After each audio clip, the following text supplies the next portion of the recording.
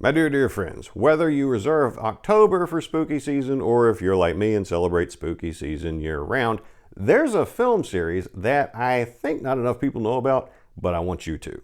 And that is the Subspecies series. From Full Moon Entertainment, creators of all kinds of schlocky horror movies, that though low budget, I wouldn't say low effort. There's a lot of creativity that goes into these things. So if you're a production value snob like my wife, you're not going to like this.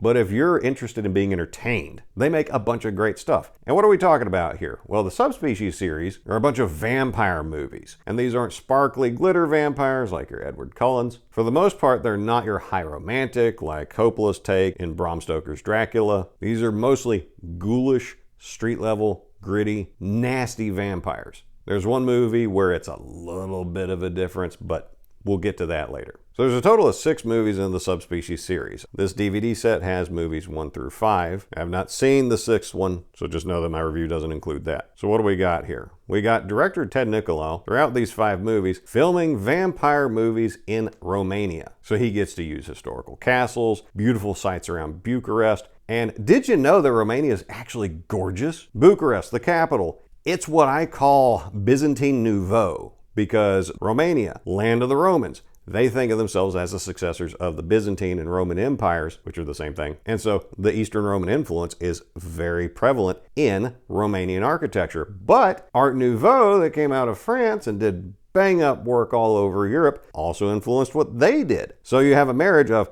Byzantine styles and Art Nouveau into one, so Byzantine Nouveau. Bucharest is a beautiful city. You should go check it out. And the countryside is amazing. Transylvania, often depicted and described as dark and foreboding and stormy and this and that. Actually, it's really gorgeous and idyllic. It is a feast for the eyes. And the food, oh my God, the food's good. But humans are the food in these movies, starting with Subspecies 1, where a group of young women who are working on their university degrees meet up and go to do folklore research about vampires in Transylvania. But at the same time, they're getting together and starting to explore. There's vampire family drama between a father vampire, his 2 sons, and fighting over this magical artifact called the Bloodstone, which weeps the blood of saints into the mouth of the vampire who commands it. Thus, they have unlimited blood, and apparently it's really potent blood that also drives the vampire mad with power. And the vampire we're going to spend the most time with is Radu, played by Anders Hove, in what I think is a decisively distinct vampire from any other vampire I've seen. He's ghoulish, he's nasty, he's stupid, he's vindictive, and he is relentless in his bloodlust. Well, as you might guess from this sort of thing, those young women get fanged. One of them turns into a vampire at the end, and then in the sequels,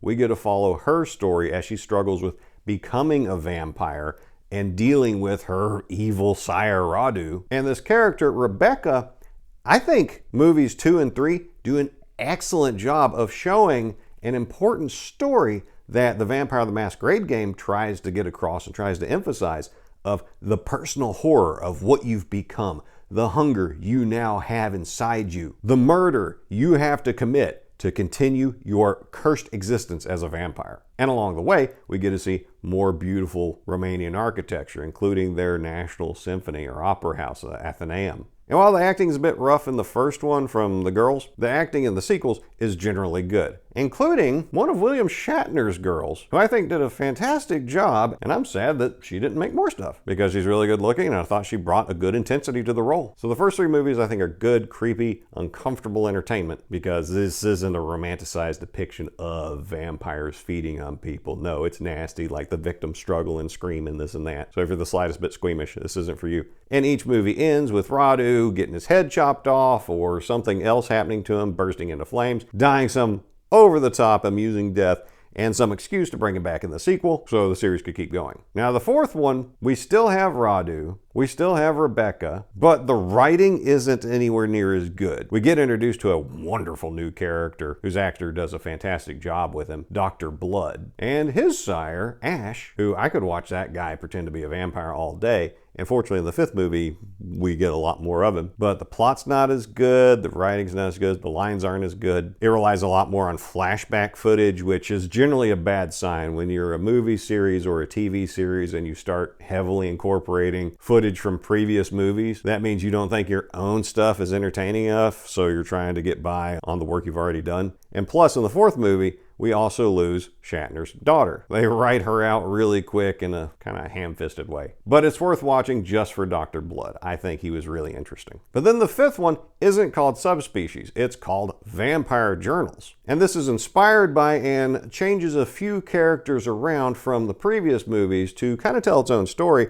Now this one, I think, is the best one. The actors are consistently good. The story's the best. The setting, oh my God. Romania has got beautiful stuff, y'all. Y'all have to watch this movie just for the sets, which are generally old mansions. It's absolutely gorgeous. Plotline's good. You have a jilted young vampire whose mortal lover was murdered by the descendants of Ash from the fourth movie, and you get plenty of time with Ash on screen, and that actor just does such a fantastic job of chewing up the scenery. So this vampire who hunts other vampires has come to Bucharest to track down Ash to end Ash and his entire line, but he also has a spark of humanity in him, sees Ash going for this gifted pianist that was performing at a theater I'm pretty sure I've been in for a performance of La Boheme, and the vampire warns her to stay away from Ash. Nothing good's gonna come of it. But she accepts an invitation to play at Ash's club in exchange for a princely sum of $1,000, which back then was a lot of money, and today I would take it too for a single performance. But turns out she never gets paid. No.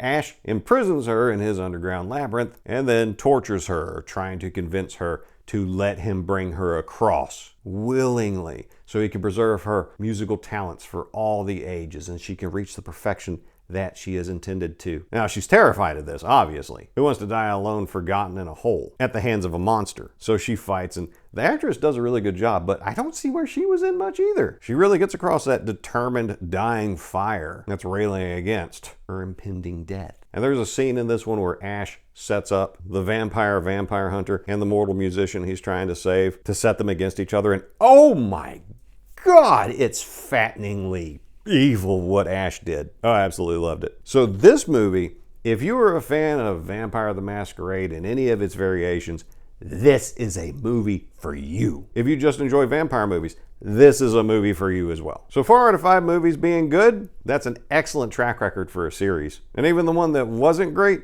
it was at least high middling. So it's a very strong series, Subspecies. I'd recommend you check them out.